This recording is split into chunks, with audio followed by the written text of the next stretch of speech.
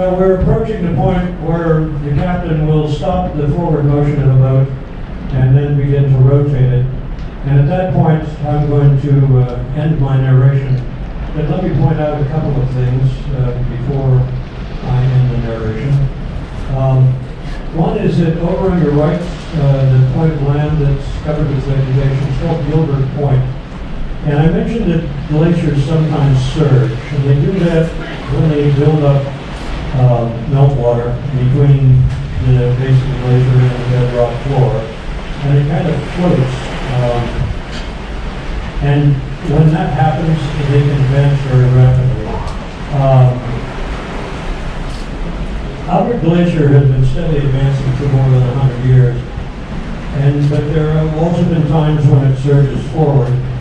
The advance is so rapid during the surge that it can move hundreds of feet in just one day.